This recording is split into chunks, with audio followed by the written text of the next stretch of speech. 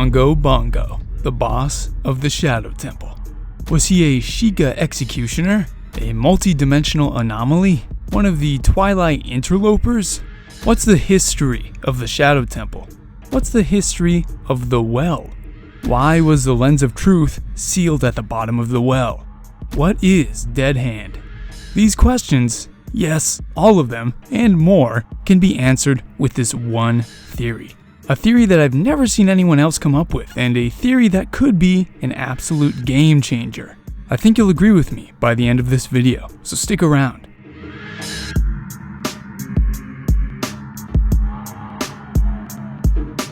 Bongo is the boss of the Shadow Temple in The Legend of Zelda: Ocarina of Time. He's quite an enigmatic character of whom we know almost nothing. All we know for certain is that he was sealed in the bottom of the well by Impa, the last remaining leader of the Sheikah and protector of Princess Zelda. He also appears to have been brutally executed, as his hands have been severed, his head has been decapitated, and he hangs upside down as if from his legs. Pretty straightforward symbolism denoting torture methods. Beside these few things that we know, everything else is free real estate for theorizing. The usual theory is that he was the creator of the Lens of Truth, a magical magnifying glass that allows its user to see through illusions. However, I do not believe this theory to be the case, and my last theory video explains why. But if he's not the creator of the Lens of Truth, then who is he? I have just spent literal weeks in search of this answer, combing through every line of dialogue in Ocarina of Time multiple times, digging through the Zelda encyclopedia, and basically writing an entire novel documenting my findings. I can tell you with a great amount of certitude that Bongo was neither a Sheikah executioner, a multi-dimensional anomaly, nor was he a Twilight interloper. I did explore all of these possibilities in depth. No, as a matter of fact, the conclusion I drew was so clear, made so much sense, and yet I never saw it coming. I believe that Bongo was the leader of a clan of Sheikah traders who sided with Ganondorf during the Hyrulean Civil War. Sound familiar?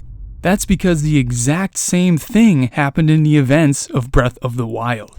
And in that game, this clan of Sheikah traders was known as the Yiga clan, led by Master Koga. As we know in Zelda, history repeats itself over and over again. For instance, there's almost always a Sheikah woman named Impa who looks after Princess Zelda. There's almost always a Kuko collecting minigame in Kakariko Village. There's almost always a Kakariko graveyard.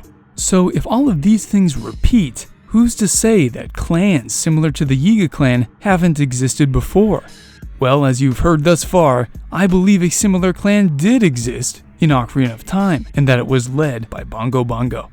What's the evidence for this conclusion though? A fine question, and I think you'll be astounded by just how clear-cut the evidence really is. As I just noted, there are always recurring events and motifs in the Zelda series. So based on this fact, I scoured Breath of the Wild for parallels between Bongo and the Yiga clan, and I found many. Let's begin by exploring parallel number 1, the well. Bongo presumably died in the well in Kakariko Village, as that is where he was sealed. In a strikingly similar twist of fate, Master Koga also died in a well-like hole behind the Yiga clan hideout.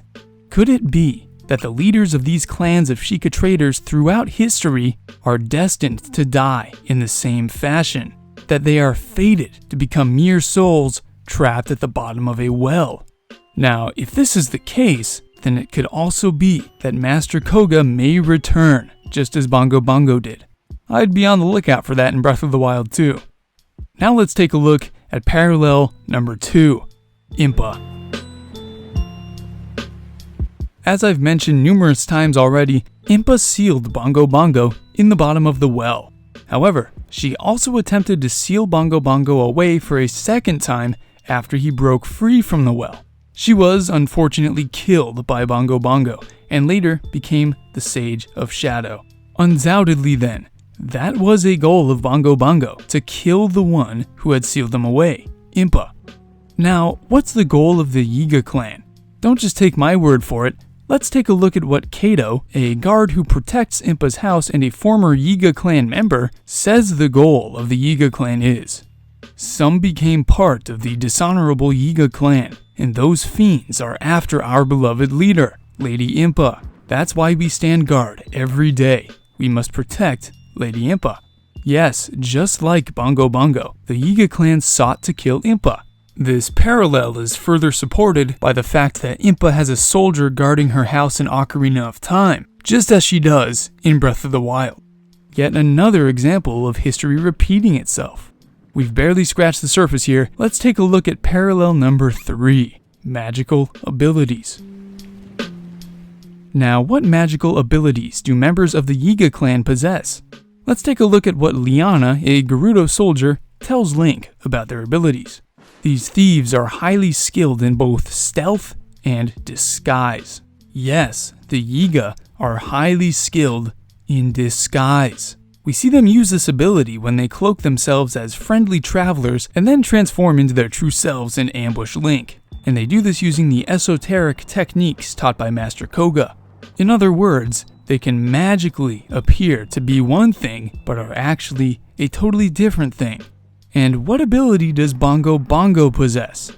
The ability to magically disguise himself. He first appears from the well as being invisible, then he becomes a shadowy mass, and later he becomes a nightmarish creature that can magically cloak its weak spot. So not only do Bongo and Master Koga suffer the same fate, and not only do the Yiga clan and Bongo have the same goals, but they also possess the same ability.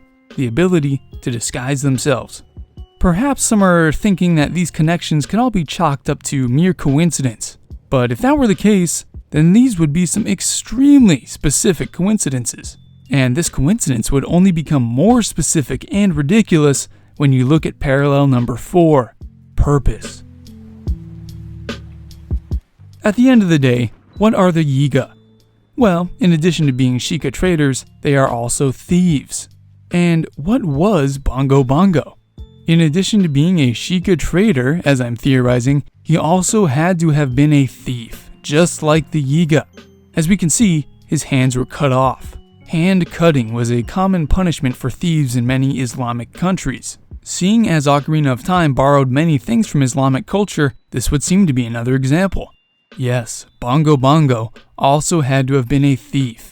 Not only was he a thief like the Yiga, but most likely even stole a precious Gerudo item like the Yiga did in Breath of the Wild. Think about it. The Yiga stole the Thunder Helm from the Gerudo. We recover the Thunder Helm in their Yiga clan hideout. And what item do we recover in the Shadow Temple where Bongo was? The hover boots. Now, do the hover boots look like anything the Sheikah would make? No. They look like nothing Sheikah, but like everything Gerudo. Yes, I believe that Bongo's clan stole the hover boots from the Gerudo, just as the Yiga clan stole the Thunder Helm from the Gerudo. It would be just another instance of history repeating itself. We're not done yet though. Let's take a look at parallel number 5, symbolism. What symbol does the Yiga clan bear? While it is true that they bear the upside down eye of the Sheikah, there's another symbol that they bear. A Sheikah eye without the tear. And what symbol does Bongo bear on his drum? That's right, a Sheikah eye without the tear. Not only this, but Bongo's drum itself appears to be a symbol. Because where else is a drum seen other than the Yiga clan hideout? So not only do they share the same eye in common, but they also both take a liking to drums? At this point, the deal was sealed for me.